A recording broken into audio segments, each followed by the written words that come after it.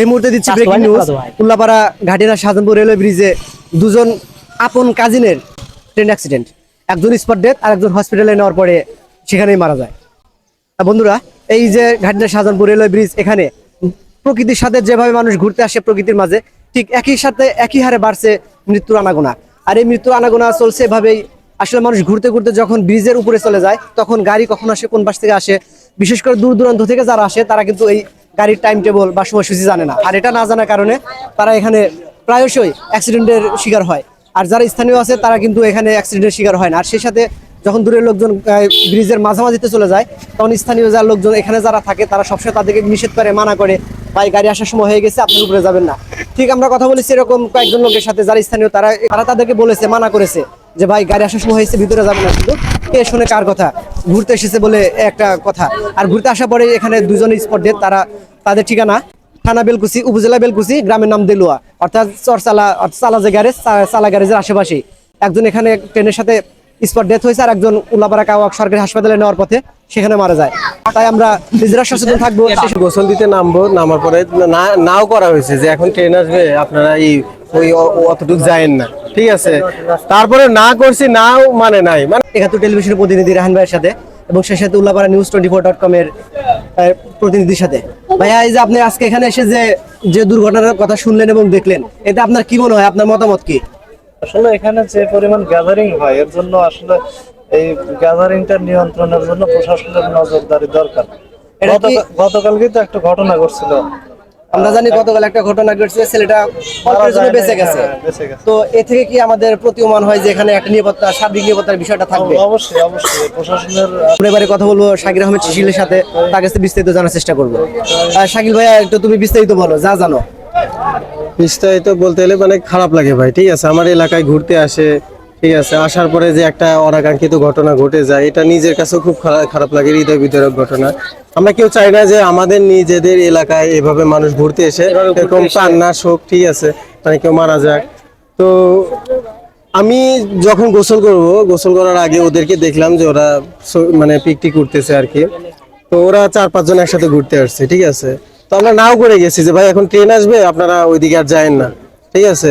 তো তারপরে আমি গোসল করে উঠে আসছি, আসার পরে যখন ট্রেন আসতেছিল আপনার এই রাজশাহীগামী ওইদিকে, তো ওই ছেলেটা না, ওর দুইজন যেতে পারে কি পারে নাই? খাঁচাতে না, আমার এই যে সাইডে মিডলে যে নিচে যে নামার যে জায়গাটা আছে, ওইখানে ওই পাশে দুইজন নামছে, এই পাশে দুইজন নামতে নিছিল, ঠিক আছে।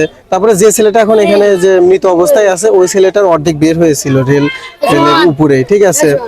তো ওই ছেলেটার সাথে যখন বাড়ি লাগার পরে, বাড়ি খাওয়ার পরে নিচে যে নেমেছিল একটা ছেলে ওর পাশে, ওই ছেলে আবার ওই ছেলেকে সাথে নিয়ে পড়ার পরে এই ছেলেটা তো স্পট ডেথ হয়ে যায়। আর কাওয়াক হসপিটাল যাকে নিয়ে যাওয়া হয়েছে, সে একটু আগে মারা গেছে আর কি। এই যে দুজন অ্যাক্সিডেন্ট হলো, দুর্ঘটনার শিকার, এদের পরিচয় কি জানা গেছে বা তোমার কাছে তুমি জানো কিনা? পরিচয় জানা গেছে। তার বাবা আসছে এখানে, তাদের বাসা নাকি বেলকুচিতে, দেলুয়া গ্রাম, চালার ওইদিকে আর কি। চালার ওইদিকে। তো এখানে আসার পরে এই যে দুর্ঘটনা ঘটছে প্রতিনিয়ত, গতকাল একজন দুর্ঘটনা ঘটতে যাওয়ার পথেও আল্লাহ তাকে বাঁচিয়ে দিয়েছে। তো এখানে কি নিরাপত্তার বিষয়ে তোমার কি মনে হয়? পুলিশ প্রশাসনের পক্ষ থেকে, উপজেলার পক্ষ থেকে কি মনে হয়? নিরাপত্তার বিষয় এখানে জোরদার করতেই হবে, কারণ এখানে আমাদের এই শিমুলের যে সিজনটা, বসন্তের যে সিজন, এখানে প্রচুর মানুষের গ্যাদারিং হয়, আনাগোনা পর্যটকদের বেড়ে যায়। তো সেই ক্ষেত্রে কিন্তু আমরা সবাই চাই যে এরকম অনাকাঙ্ক্ষিত ঘটনা যেন দ্বিতীয়বার না হয়।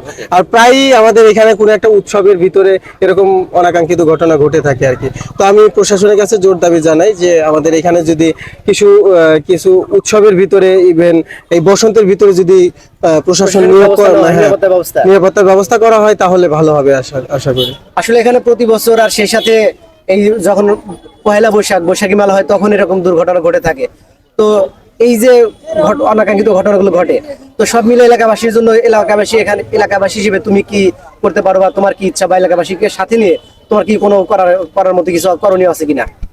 আমাদের এলাকাবাসী হিসেবে করণীয় একটাই, যদি আমাদের এখানে তো আড্ডা দেই, ঠিক আছে।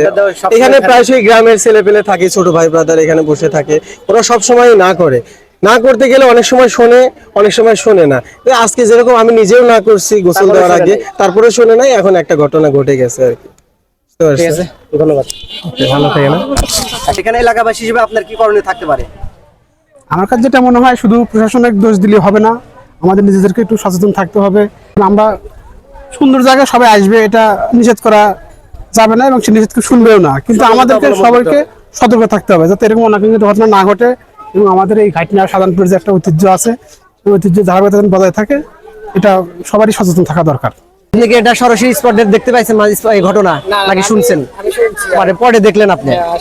তো আপনার কি মনে হচ্ছে এখন আসলে কি এখানে এরকম ভাবে ঘুরতে আসা লোকজন উদ্দেশ্যে আপনার কি কি বার্তা থাকবে?